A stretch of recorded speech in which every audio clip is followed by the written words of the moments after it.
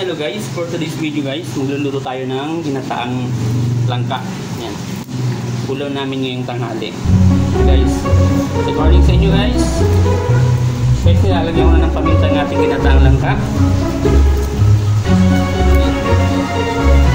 Kaya nang umaga sinimulan ko na itong pagatan. So, wine.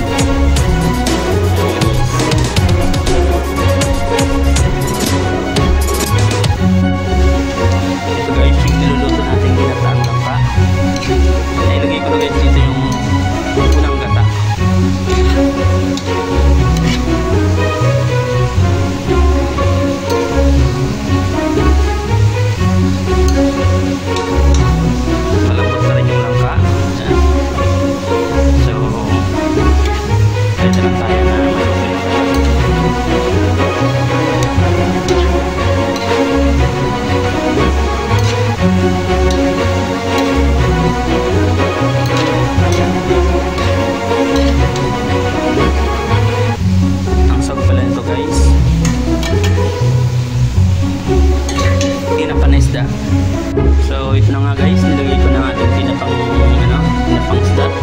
Ayan. Ito yung ulam namin ngayong tanghali. Ito sa probinsya guys, may diskarte ka lang. Gulay-gulay lang guys, makakaulam ka na.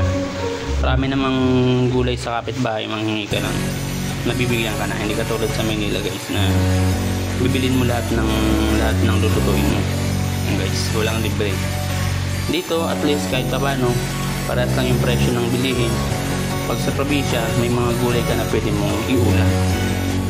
So ito na nga guys, malapit lang maluto yung ating ginataang langka. Maya maya lang kakain tayo. So ito na nga guys, luto ng ating ginataang langka. Yan. Ang sahog niya ay tinapa. Okay. So ito yung may ulam namin ngayong tanghali. Yan. Murang-mura lang yan guys. Pumili lang kami ng nyog kasi naubusan kami ng nyog.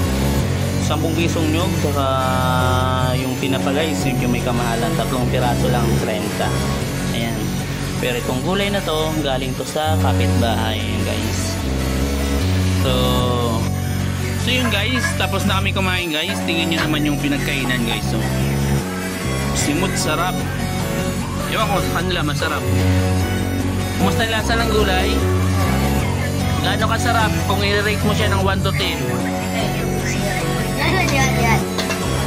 10? Oh, yun guys. Narinig nyo naman. 10 daw.